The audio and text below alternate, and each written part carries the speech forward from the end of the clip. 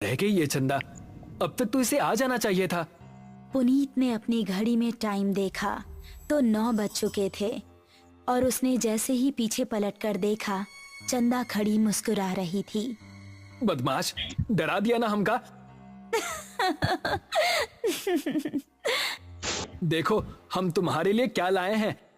ऐसा कहकर उसने अपनी जेब से एक डिबिया निकाली।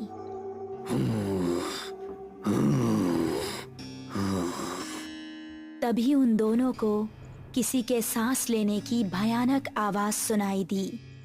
कौन है? ठीक सामने बरगद के पेड़ के नीचे उनको किसी आदमी का अक्स नजर आया। कौन है? सामने आओ। ये सुनकर भी वो आदमी सामने नहीं आया और जोर जोर से सांस लेने लगा। अभी देखते हैं कौन ससुरा है। ये कहकर पुनीत उसके पास जाने लगा। जैसे ही पुनीत उसके पास पहुंचा, उसने भी 2 कदम आगे बढ़ाकर पुनीत का गला पकड़ लिया। उसको देखकर पुनीत और चंदा दोनों का दिल दहल गया। उस आदमी की गर्दन कटी हुई थी और थोड़ी सी खाल में अटकी लटक रही थी। चंदा चिल्लाई और गांव की तरफ ऐसी भागी कि उसने पलटकर नहीं देखा। गांव पहुंची तो उस टाइम पुनीत के पिता घर के बाहर थे। अरे चंदा बिटिया, इतनी डरी हुई काहे लग रही हो?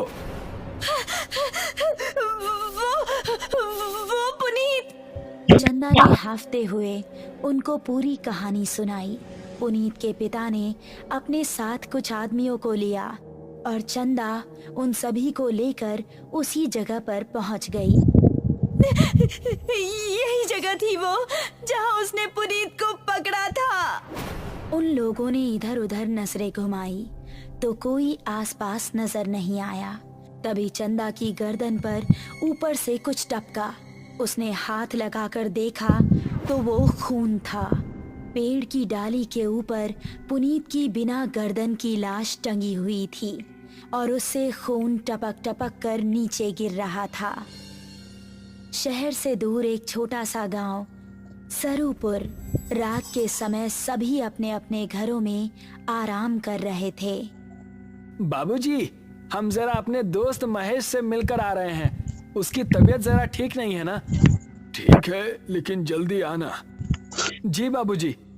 ऐसा कहकर वो खुश होता हुआ घर से निकल गया। आज तो सारे दोस्त मिलकर मस्त पार्टी करेंगे, मजा आ जाएगा। जंगल का रास्ता पकड़ लेता हूँ, जल्दी पहुँच जाऊंगा। अभी वो जंगल में आगे बढ़ ही रहा था कि पीछे से उसको आवाज आई। अकेले ही पार्टी करने जा रहे हो? हमका साथ लेकर नहीं चलना है क्या? अरे अर्पणा और दिव्या, तुम दोनों क्यों हर बार हमारे पीछे पड़ जाती हो? हमका साथ लेकर चलते हो कि बोले अभी तुम्हारे बाबूजी से?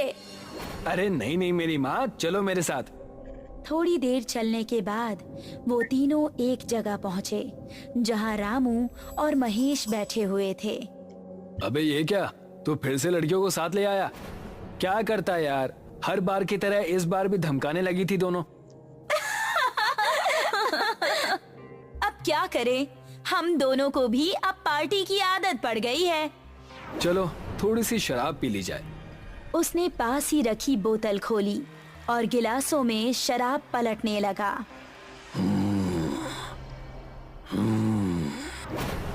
तभी उनको किसी के सांस लेने की आवाज सुनाई दी। उन्होंने देखा तो पांचों के रोंगटे खड़े हो गए। सामने से कठमुंडू चलता हुआ आ रहा था।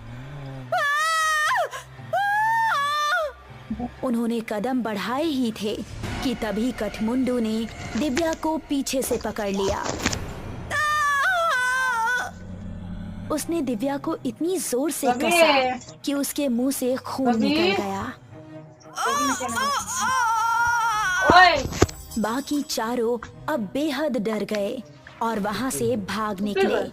दिव्या उसकी पकड़ में फंसी दर्द से कराह रही थी।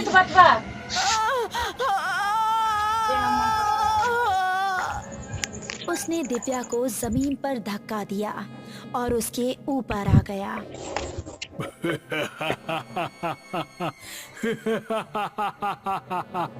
उसने दिव्या के सीने में हाथ डाला और उसके सीने से खून की धारा निकल पड़ी।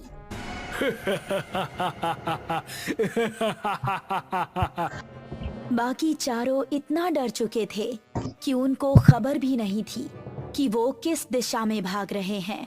वो काफी देर तक भागते रहे। अब अपर्णा की हालत खराब हो चुकी थी। वो आ जाएगा, रुकने का समय नहीं है। ऐसे कब तक भागते रहेंगे? हम जा कहाँ रहे हैं, कोई बताएगा? हम रास्ता भूल चुके हैं, हमें नहीं पता कि गांव किस तरफ है। क्या कह रहे हो तुम? फिर तो हम सबका बचना नामुमकिन है। तभी पेड़ के ऊपर से एक हाथ आया और उसने महेश का गला पकड़ लिया। ये हाथ कठमुंडू का ही था। राकेश ने महेश का पैर पकड़कर उसे बचाना चाहा, लेकिन कठमुंडू ने उसको पूरी तरह से ऊपर खींच लिया और वो तीनों चिल्लाते हुए वहां से भाग निकले। वो देखो, सामने वो घर, उसके अंदर चलते हैं। वो तीनों एक घर के अंदर घुस गए और राकेश ने जल्दी से दरवाजा बंद कर दिया। तभी कोई जोर जोर से दरवाजा पीटने लगा। तीनों का शरीर इस समय बुरी तरह से कांप रहा था। दरवाजे की धम धम उनके दिल को दहला रही थी। तभी खिड़की से कठमुंडू का एक हाथ अंदर आया और उसने अपर्णा का हाथ पकड़ लिया।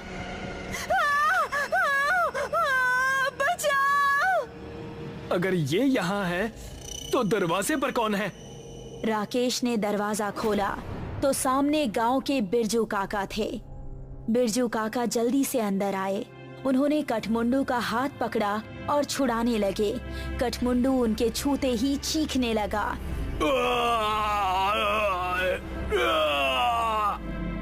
वो चीखता चिल्लाता हुआ वहां से भाग गया। तुम ठीक तो हो अर्पणा? मैं ठीक हूँ, शुक्रिया बिरजू काका। तुम लोग यहाँ करने क्या आए थे, वो भी इस समय? हमसे गलती हो गई बिरजू काका, लेकिन ये कौन है और आपको देखते ही वो भाग कैसे गया? ये कठमुंडू है। ये सुनकर वो तीनों एक दूसरे का मुंह देखने लगे। बहुत सालों पहले हमारे गांव में एक डाकू पल्लव सिंह का बड़ा खौफ था। गांव में एक बूढ़ी औरत रहती थी जिसका एक ही बेटा था। उसने धूमधाम से अपने बेटे की शादी की। शादी के अगले ही दिन डाकू पल्लव सिंह ने हमला बोल दिया। उसने पति और पत्नी दोनों को मार डाला और सारे गहने लूट लिए। अपने बेटे और बहू को मरता देख बुढ़िया तड़प उठी। पल्लव सिंह, जिस सोने के लिए तूने मेरा परिवार उजाड़ दिया, यही सोना तेरे लिए अभिशाप बन जाएगा। तू कभी नहीं मरेगा, सिर्फ भटकता रहेगा और इस सोने से हमेशा दूर भागेगा। ये सुनते ही पल्लव सिंह हंसता हुआ वहां से चला गया। कुछ दिन बाद पल्लव सिंह के ही एक आदमी ने उस पर हमला कर दिया। वो उसकी जगह सरदार बनना चाहता था, लेकिन पल्लव सिंह तलवार के हमले से भी नहीं मरा। उसकी गर्दन आधी ही कटी और थोड़ी सी खाल में अटक कर रह गई। उसने अपने सभी साथियों को मार गिराया। उसने अपने उंगलियों में जितनी भी सोने की अंगूठियां पहनी थी वो गर्म होने लगी और उसके हाथ जलने लगे। बुढ़िया का श्राप अब शुरू हो गया था। उसने सभी अंगूठियां उतार फेंकी और जंगल में भाग गया। तब से अब तक वो जंगल में ही रहता है। मेरे छूने से वो इसलिए भाग गया क्योंकि मेरे हाथ में ये सोने का कड़ा है। ये कहानी सुनकर वो तीनों हैरान रह गए। चलो यहाँ से निकलो, वो फिर से आ सकता है। बिरजू काका को रास्ता पता था, इसलिए वो तीनों उनके पीछे पीछे जा रहे थे। जब वो जंगल की सरहद पर आ पहुंचे थे, तभी कठमुंडू वहां आ गया। उसने अपर्णा का पैर पकड़ लिया।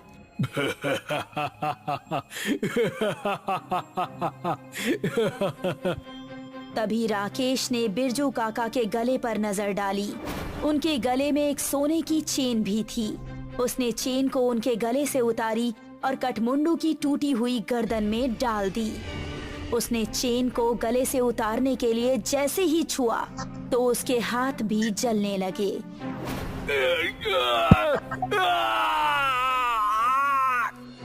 वो वहां से भाग निकला।